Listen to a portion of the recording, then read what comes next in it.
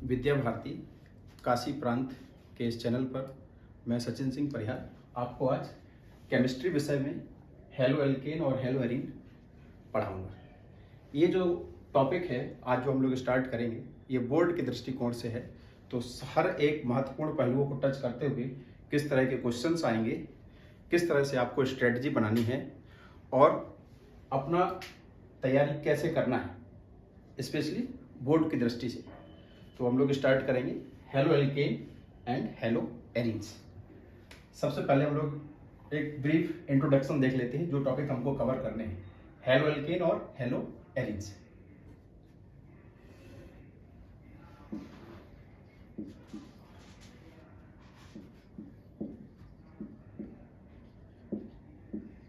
इस तरह के जो कंपाउंड हैं वो आपके हेलो एल्केन की कैटेगरी के हैं, और अगर एरोमेटिक रिंग बेंजीन से लगे हुए कोई कंपाउंड आपको दिखते हैं तो वो हेलो एरीन्स की कैटेगरी में आ जाएंगे।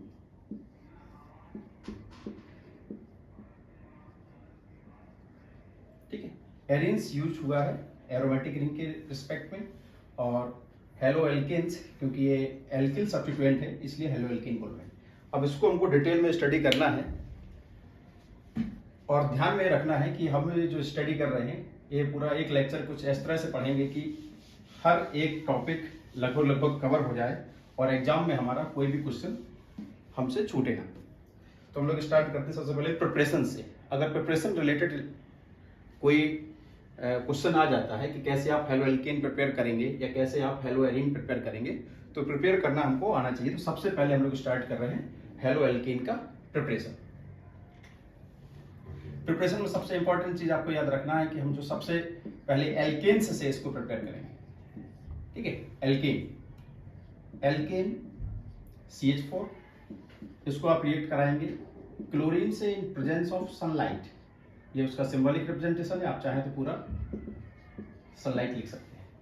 अब ध्यान ही रखना है कि इसमें बाई प्रोडक्ट बहुत ज्यादा बनते हैं, और अगर आपको सिर्फ मोनो सब्स्टिट्यूटेड हैलाइड चाहिए है तो उस केस में आपको जो एल्केन है उसको एक्सिस में लेकर चलना पड़ेगा, अधिकता में लेकर चलेंगे। यहाँ पर आपका सिंपली ये फ्री रेडिकल सब्स्टिट्यूशन रिएक्शन है और आसानी से आपको मोनो हेलोजनेटेड एल्किल हैलाइड मिल जाएगा। मिथाइल क्लोराइड आप इसे कहेंगे, मिथाइल क्लोराइड। ये तो था सबसे सिंपलेस्ट। अगर थोड़ा सा इसको और चेन को इंक्रीज करें एल्किल हैलाइड का, हम प्रोपेन लेकर चल रहे हैं। प्रोपेन को अगर ट्रीट करते हैं क्लोरीन से same in presence of sunlight, तो यहां पर पॉसिबिलिटी है कि आपको प्राइमरी और सेकेंडरी एल्काइल हैलाइड मिले। इसमें दिक्कत ये आएगी क्योंकि रिएक्शन फ्री रेडिकल मैकेनिज्म को फॉलो करती है, और हमें पता है कि जो 2 डिग्री के फ्री रेडिकल 2 डिग्री की फ्री रेडिकल का स्टेबिलिटी है वो 1 डिग्री से क्या रहेगा, हमेशा ज्यादा रहेगा। इसलिए इसका जो परसेंटेज रहता है प्रोडक्ट का वो अराउंड 55% होता है, और यहाँ पर जो परसेंटेज है वो 45% रहता है। तो जनरली हम लोग इस रिएक्शन का यूज कई कन्वर्जन्स करने में करेंगे, जहां पर हमें एल्केन को कन्वर्ट करना होता है एल्किल हैलाइड में। एल्किल हैलाइड डिफरेंट टाइप की केमिकल रिएक्शन शो करता है जो हमें कन्वर्जन में हेल्पफुल होंगी। तो यहाँ पर हमने सिर्फ अभी ये देखा कि एल्केन को इजीली कन्वर्ट किया जा सकता है एल्किल हैलाइड में bye the help of chlorine, और आप कह सकते हैं क्लोरीनेशन और ब्रोमिनेशन बहुत आसानी से हम लोग करते हैं। इस रिएक्शन का यूज करके जनरली हम लोग फ्लोराइड और आयोडाइड नहीं बनाएंगे, ध्यान रखना, क्योंकि जो फ्लोरीन है, फ्लोरीन की रिएक्टिविटी बहुत ज्यादा होती है जिससे बहुत सारे बाई प्रोडक्ट मिल जाते हैं, और आयोडीन की जो रिएक्टिविटी है वो बहुत स्लो होती है जिससे रिएक्शन हमारी बहुत धीमे चलती है। तो हम लोग इन दोनों को अवॉइड करते हैं। क्लोरीन और ब्रोमीन गैस को हम लोग इस रिएक्शन के लिए प्रेफर करेंगे, यानी कि हम एल्केन से एल्किल ब्रोमाइड, एल्किल क्लोराइड, ये दोनों हैलाइड आसानी से सिंथेसाइज कर सकते हैं by the help of alkenes. इसको आप स्पेशली अगर बोले क्लोरीन यूज करते हैं तो क्लोरीनेशन कह सकते हैं, ब्रोमीन यूज करेंगे तो bromination of alkene, chlorine use करेंगे तो chlorination of alkene.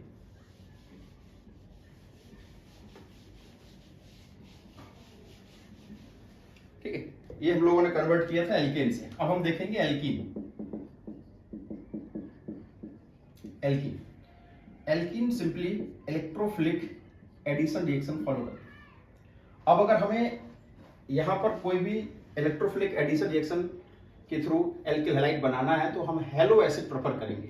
Hello acid में HBr ले सकते हैं, HI ले सकते हैं, HCl ले सकते हैं, ठीक है, और रिएक्शन आप कराएंगे। तो सिंपली अगर आपको मार्कोनिकॉफ रूल भी आप यहाँ पर अगर लगा देते हैं, अप्लाई कर देते हैं, तो भी आप आसानी से प्रोडक्ट बना पाएंगे। अकॉर्डिंग टू मार्कोनिकॉफ जो आपका न्यूक्लियोफाइल पार्ट है, नेगेटिव पार्ट, वो ऐसे डबल बॉन्ड वाले कार्बन पर जाकर जुड़ता है जहां हाइड्रोजन का नंबर क्या रहेगा, कम रहेगा, ठीक है। तो आसानी से आप यहाँ पर एल्किल हैलाइड बना पाएंगे, ठीक। ये एल्किल हैलाइड बन गया आपका किससे, एल्कीन से। लेकिन अगर यही HBr का यूज, क्योंकि एक ही एल्कीन है और हम दोनों तरह के हैलाइड इसी एल्कीन से बनाएंगे, अगर हम चाहते हैं यहाँ पर अगर हम इसकी डिग्री देखें एल्किल हैलाइड का, तो ये जो एल्किल हैलाइड है वो सेकेंडरी है, 2 डिग्री का एल्किल हैलाइड है।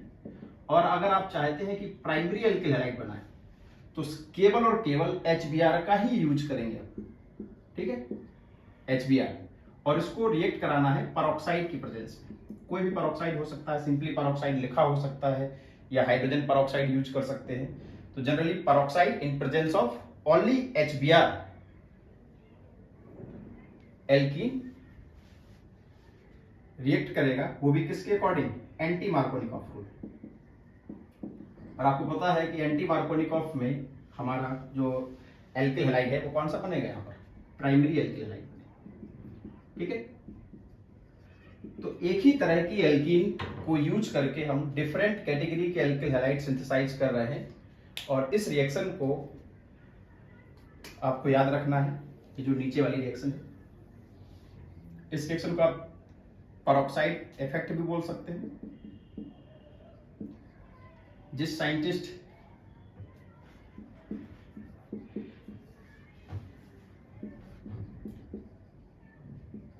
खरास इफेक्ट भी बोल सकते हैं, और एंटी मार्कोनिकॉफ एडिशन भी बोल सकते हैं, एंटी मार्कोनिकॉफ एडिशन, ठीक है। ध्यान बस इतना रखना है कि ये एडिशन केवल और केवल HBr ही शो करता है। सपोज करिए किसी केमिकल रिएक्शन में HBr की जगह पर HCl और पेरोक्साइड ले लिया है, तो भी हम रिएक्शन को मार्कोनिकॉफ एडिशन के थ्रू ही प्रोसीड करेंगे। पेरोक्साइड और HBr जब ये कॉम्बिनेशन होगा तभी एल्कीन को हमें एंटी मार्कोनिकॉफ रिएक्शन यूज करते हुए प्राइमरी एल्किल हैलाइड बनाएंगे, ठीक है। तो एल्केन से हमने बनाया हैलोजनेशन, स्पेशली वहां पर क्लोरीन और ब्रोमिनेशन करा सकते हैं हम लोग। एल्कीन में भी HBr, HCl, HI किसी का भी आप यूज कर सकते हैं हैलो एसिड का। लेकिन स्पेशली जब आप पेरोक्साइड इफेक्ट या खरास इफेक्ट जिसे को बोलते हैं एंटी मार्कोनिकॉफ एडिशन कराना चाहते हैं, तो वहां पर ध्यान रखना है कि HBr का ही यूज करेंगे।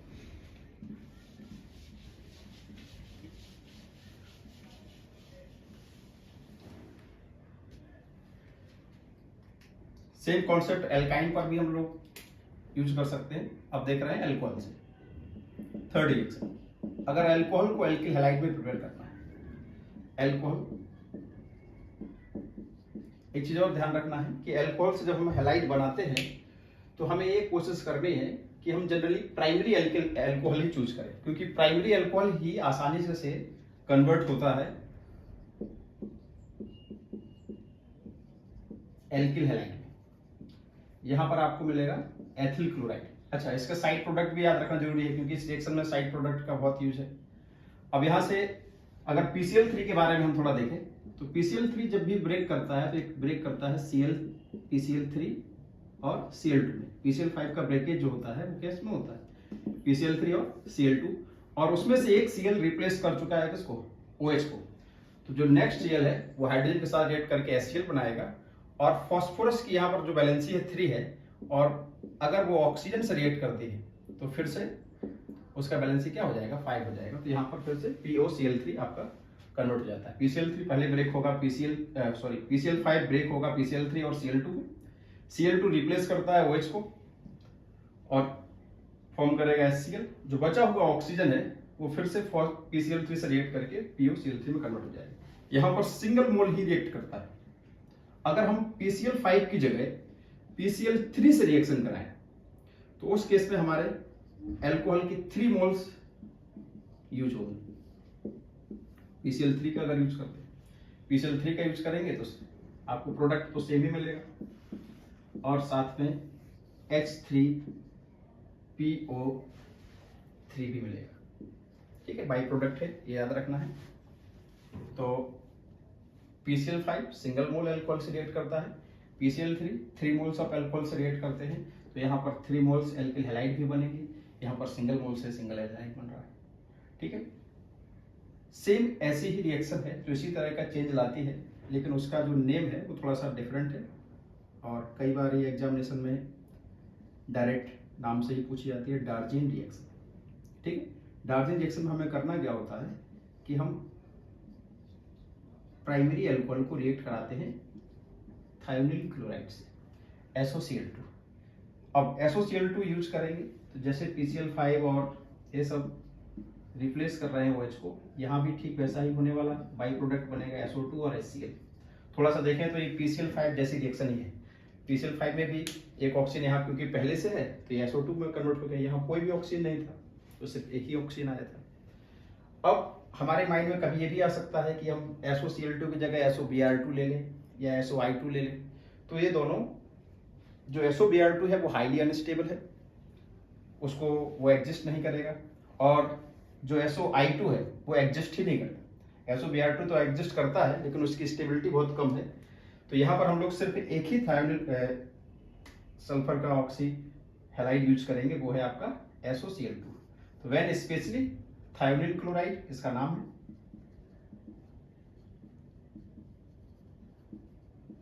Thionyl chloride, react with primary alcohol and form primary alkyl halide, this reaction is known as Darzens reaction.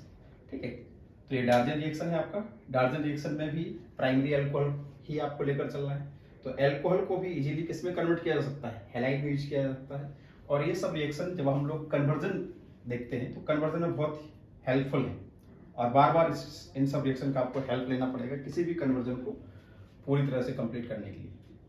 ठीक है, इस चीज का ज्यादा ध्यान रखना है। थायोनिल क्लोराइड और प्राइमरी अल्कोहल का जो रिएक्शन है वो किस में कन्वर्ट होता है, प्राइमरी हैलाइड में, और इस रिएक्शन का जो नेम है वो है डार्जिन रिएक्शन।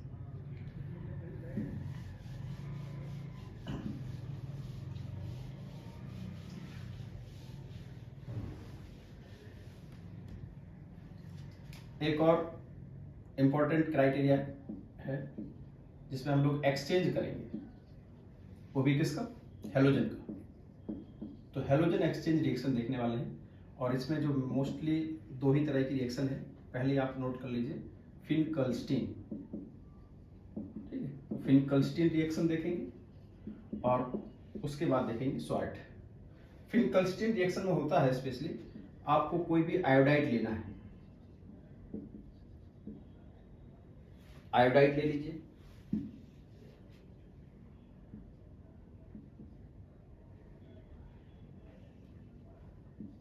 क्लोराइड और ब्रोमाइड की रिएक्शन आप कराएंगे सोडियम आयोडाइड के साथ। यहाँ पर जो सॉल्वेंट रखना है आपको, सॉल्वेंट आप रखेंगे एसीटोन। ठीक है, यहाँ पर सिर्फ एसीटोन किसकी तरह काम कर रहा है, सॉल्वेंट की तरह। तो क्लोराइड और ब्रोमाइड कर लीजिए यहाँ पे, क्योंकि हम जब भी एल्केन का हेलोजनेशन कराएंगे तो वहां से हमने आपको बता दिया है कि वहां हम फ्लोराइड या आयोडाइड सिंथेसाइज नहीं कर पाएंगे डायरेक्टली, किससे, एल्केन से।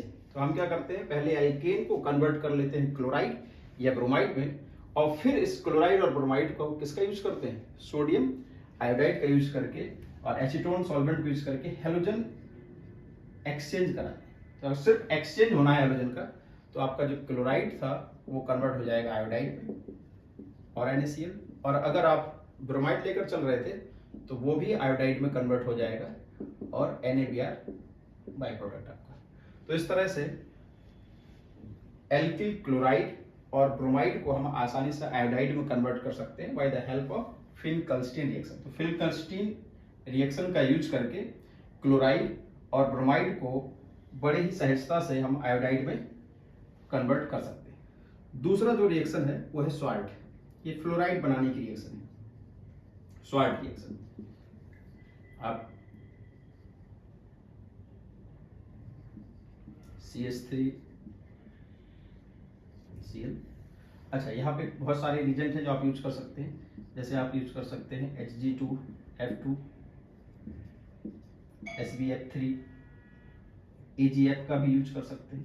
ठीक है, ये तीनों एक साथ यूज नहीं करना है, इनमें से कोई भी एक आप यूज कर लीजिए, चाहे आप Hg2F2 यूज कर लीजिए, चाहे SbF3 यूज कर लीजिए, या AgF यूज कर लीजिए।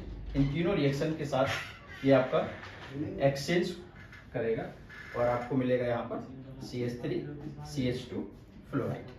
ठीक है, और उसके बाद ये आपका AgCl या AgBr इस तरह के प्रेसिपिटेट बनाते हैं। ठीक है, तो फिनकल्स्टीन रिएक्शन से आयोडाइड बनते हैं। स्वाट रिएक्शन का यूज करके क्लोराइड या ब्रोमाइड को हम लोग कन्वर्ट करते हैं फ्लोराइड। तो अभी तक जो हमने जितना भी पढ़ा है उसमें सबसे पहले हम लोगों ने एल्केन को कन्वर्ट करना सीखा हैलाइड्स में। स्पेशली वहां पर हमें ये ध्यान रखना है कि हम एल्केन को हैलाइड में कन्वर्ट करते समय क्लोराइड और ब्रोमाइड तो आसानी से सिंथेसाइज कर लेते हैं, लेकिन अगर क्या करेंगे हम, अगर हमें जरूरत पड़ती है आयोडाइड का या फ्लोराइड का, तो उस केस में आप हैलोजन एक्सचेंज रिएक्शन का यूज करेंगे। दोनों नेमिंग रिएक्शन है, कई बार डायरेक्टली नेम वाइज आपसे पूछ सकता है एग्जाम में कि फिनकल्स्टीन रिएक्शन क्या है, स्वाट रिएक्शन क्या है। तो स्वाट और फिनकल्स्टीन रिएक्शन सिर्फ और सिर्फ हैलोजन एक्सचेंज रिएक्शन है, जो कि आपकी क्लोराइड और ब्रोमाइड देते हैं। फिनकल्स्टीन में सोडियम आयोडाइड का यूज करना है, और स्वाट रिएक्शन में आपको ध्यान रखना है इन तीनों में से किसी भी एक का, जो भी आपको एग्जाम के समय पे याद आ जाए या जो आपको याद करने में आसान हो। AgF रहे, Hg2F2 हो या SbF3 हो, ये आपके स्वाट रिएक्शन के थ्रू बन सकते हैं। एक और इंपॉर्टेंट केमिकल रिएक्शन है हंस डाइकर रिएक्शन। बोरोडीन हंस डाइकर रिएक्शन नाम की एक अभिक्रिया है,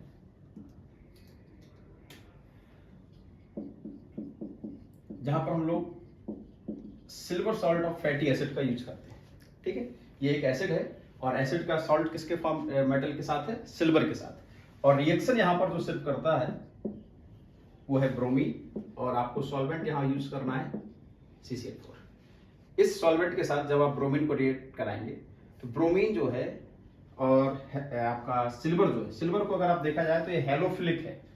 जैसे इलेक्ट्रोफिलिक हम लोग बोलते हैं इलेक्ट्रॉन लिविंग स्पीसीज, वैसे ही आपका ये हेलोफिलिक है। यहाँ जहां कहीं भी आपको सिल्वर दिखता है और अगर हेलोजन है वहां पर, तो वो उस हेलोजन के साथ तुरंत रिएक्ट करके प्रेसिपिटेट बना ले। तो सबसे पहले आप यही इसको कर दीजिए AgBr, और यहाँ पर ये जो पार्ट है ये कार्बन डाइऑक्साइड, और बचे हुए पार्ट पर आपका RBr, यानी कि जो भी आपने एल्केन ले रखा होगा यहाँ पर जो भी एल्किल रहेगा उसी तरह का आपको उसके करस्पॉन्डिंग एल्किल हैलाइड मिल जाएगा। और हैलाइड में भी स्पेशली कौन सा हैलाइड मिलेगा, bromide.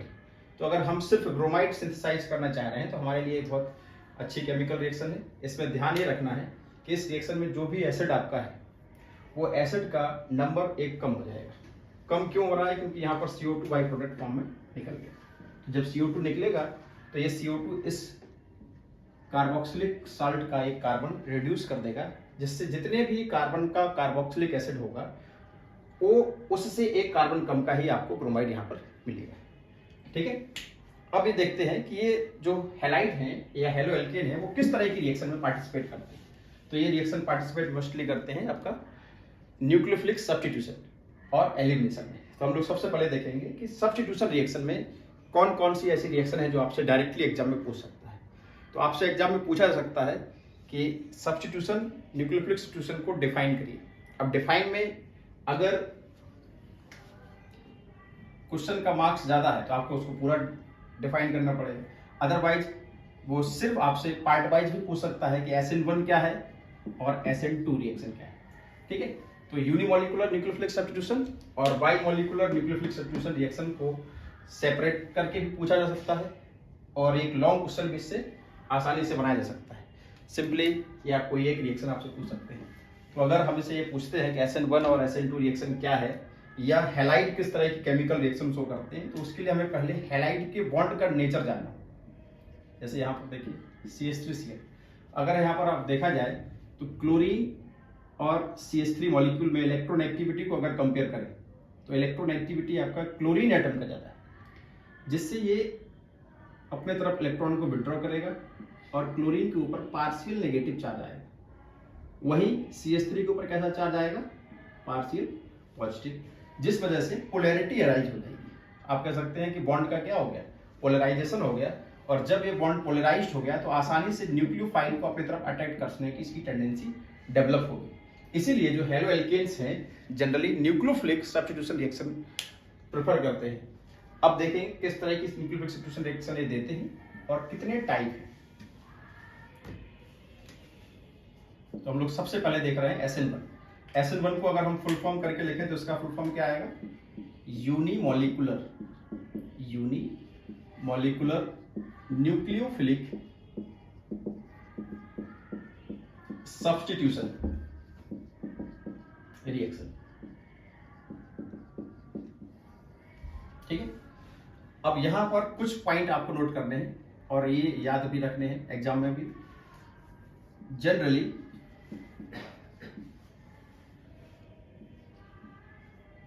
SN1 reaction shown by tertiary alkyl halide। tertiary alkyl halide show करेंगे। this reaction completes in 2 steps।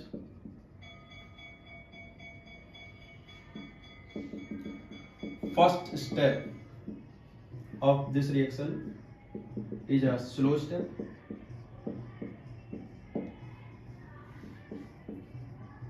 intermediate of SN1 reaction is carbocation। Second step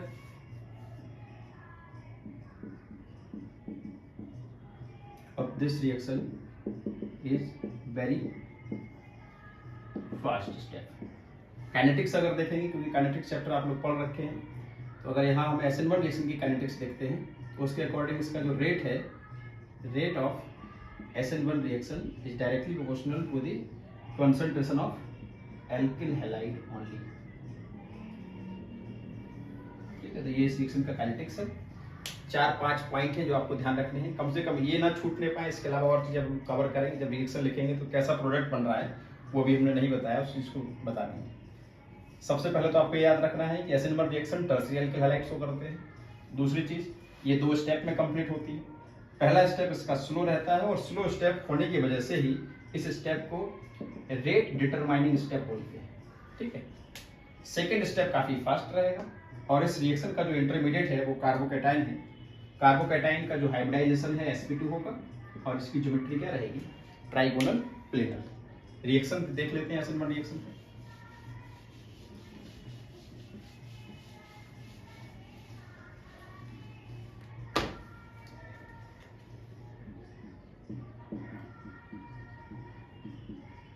tertiary alkyl halide आपको लेकर चलना है, एक्वस बेस लेना है। अच्छा, इस रिएक्शन जो रिएक्शन है SN1, ये आपका पोलर प्रोटिक सॉल्वेंट प्रेफर करती है। पोलर प्रोटिक, आपको जो सॉल्वेंट लेना है वो कैसा होना चाहिए, पोलर प्रोटिक सॉल्वेंट होना चाहिए, तभी बड़े आसानी से कन्वर्ट हो जाएगा एल्कोहल और आपका केसी। ठीक है, अब इस रिएक्शन में जो स्टेप है मैकेनिज्म के वो भी देख लेते हैं, क्योंकि यहीं से आपका कई बार तो मैकेनिज्म ही से पूछता है। स्टेप फर्स्ट स्टेप में बॉन्ड पोलराइज होकर डिसोसिएट होता है और जनरेट करेगा कार्बोकैटाइन, साथ में Cl- आपका यहाँ पर रिलीज हो गया। Carbocation trigonal planar structure show करेगा, ज्योमेट्री हाइब्रिडाइजेशन sp2 होगा।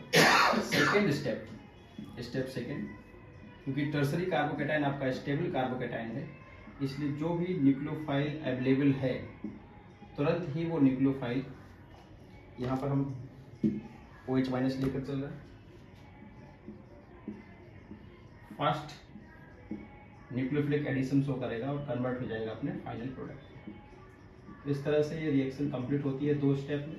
जो पहला स्टेप है वो स्लो होता है और इसी वजह से इस स्टेप को हम लोग बोलते हैं रेट डिटरमाइनिंग स्टेप, यानी कि इस रिएक्शन का जो रेट है वो केवल और केवल किस स्टेप पर डिपेंड करता है, फर्स्ट स्टेप पर। और फर्स्ट स्टेप का और जो प्रोडक्ट है वो केवल और केवल क्या है आपका, एल्किल हैलाइड। इसीलिए SN1 रिएक्शन की काइनेटिक्स में हमने जो ऑर्डर देखा था या जो रिएक्टिविटी आपका रेट ऑफ रिएक्शन निकाल रहे थे वो केवल और केवल किस पर डिपेंड करती है, एल्किल हैलाइड की कंसंट्रेशन पर। अब एल्किल हैलाइड 3 डिग्री का होगा तो उससे मिलने वाला इंटरमीडिएट भी क्या होगा, स्टेबल होगा। क्योंकि अगर कार्बोकैटायन का स्टेबिलिटी देखा जाए तो सबसे ज़्यादा स्टेबल कार्बोकैटायन होता है 3 डिग्री का, फिर 2 डिग्री और फिर 1 डिग्री। तो इसलिए जो 3 डिग्री के एल्किल हैलाइड होते हैं, क्योंकि इस रिएक्शन की जो इंटरमीडिएट है वो कार्बोकैटायन है, तो 3 डिग्री के एल्किल हैलाइड SN1 रिएक्शन को बड़े आसानी से शो करेंगे। उनका स्पीड अच्छा रहेगा, रेट अच्छा रहेगा। 2 डिग्री का थोड़ा कम होगा और 1 डिग्री के जो एल्किल हैलाइड है उनका रेट और कम हो सकता है। और ये जो लास्ट टाइप है वो है आपका SN2। SN2 रिएक्शन एक ही स्टेप पे कंप्लीट हो जाएगी, ठीक है। This reaction complete in a single step. Reaction देख लेते हैं। यहाँ भी एक्वस KOH ही लेना है।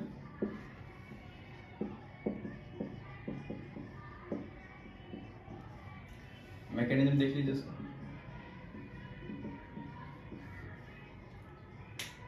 यहाँ पे एक चीज ध्यान रखनी है मैकेनिज्म में कि यहाँ जो अटैक होगा आपका न्यूक्लियोफाइल का वो जस्ट बैक होता है, बैक साइड। किसके बैक, इस लीविंग ग्रुप के, ठीक है। आप ये कह सकते हैं कि 180 डिग्री, ये जस्ट बैक बोल सकते हैं। और जस्ट बैक इसलिए होता है क्योंकि इसके ठीक पीछे बॉन्डिंग ऑर्बिटल के ठीक पीछे यहाँ पर इसका एंटी बॉन्डिंग मॉलिक्यूलर ऑर्बिटल होता है और न्यूक्लियोफाइल अपने इलेक्ट्रॉन इसी एंटी बॉन्डिंग में इंसर्ट करेगा। और जब इलेक्ट्रॉन किसी भी मॉलिक्यूल के एंटी बॉन्डिंग में आते हैं तो वो उसके बॉन्ड ऑर्डर को क्या करते हैं, डिक्रीज करते हैं और इसी वजह से यहाँ पर क्लोरीन का बॉन्ड ब्रेक करने लगता है और एक ट्रांजिशन स्टेट इनिशिएट होती है। इसमें OH माइनस कार्बन के साथ बॉन्ड बना रहा होता है और Cl का बॉन्ड ब्रेक कर रहा होता है, ठीक है। तो ये पेंटावैलेंट स्टेट है, आप इसे बोल सकते हैं पेंटावैलेंट ट्रांजिशन स्टेट। तो SN1 रिएक्शन का इंटरमीडिएट कार्बोकैटायन था। SN2 रिएक्शन का इंटरमीडिएट एक ट्रांजिशन स्टेट है, वो भी कैसे, पेंटावैलेंट। और फाइनली ये ब्रेक कर जाएगा और यहाँ पर आपको ये देखने को मिलेगा। जो भी कॉन्फ़िगरेशन होगा, सपोज करिए अगर हम ये प्रोडक्ट कायरल लेकर चले होते तो अगर ये कायरल होता तो इसका कोई ना कोई कॉन्फ़िगरेशन होता, R या S कॉन्फ़िगरेशन। तो यहाँ पर 100% इन्वर्जन हमें देखने को मिलता है, 100% इन्वर्जन। और जब इन्वर्जन होगा तो कोई भी कॉन्फ़िगरेशन पूरी तरह से कंप्लीटली चेंज कर जाएगा। SN1 रिएक्शन में रेसिमिक मिक्सचर मिलता है। वो रीजन वहाँ पर क्या है, क्योंकि वहाँ कार्बोकैटायन जनरेट होता है। कार्बोकैटायन की जो ज्योमेट्री है वो प्लेनर रहती है, तो प्लेनर ज्योमेट्री की वजह से न्यूक्लियोफाइल के पास इक्वल अपॉर्चुनिटी होती है, या तो एबव द प्लेन उस मॉलिक्यूल पर अटैक करने का या बिलो द प्लेन। तो SN1 रिएक्शन में इन्वर्जन प्रोडक्ट मिलेगा, SN1 में रेसिमिक मिक्सचर और SN2 रिएक्शन में आपको इन्वर्जन, ठीक है।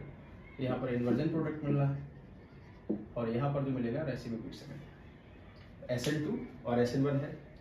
अब इसके बाद इसका भी एक पार्ट और रह गया है, हेलो एरिन्स, और कुछ इंपॉर्टेंट केमिकल रिएक्शन बचे हैं, इसको वो नेक्स्ट लेक्चर में कवर करेंगे। अब आज के लेक्चर में हमने इसको प्रिपेयर करना और किस तरह की रिएक्शन हेलो एल्केन शो करेंगे उस चीज़ को देखा है, ठीक है।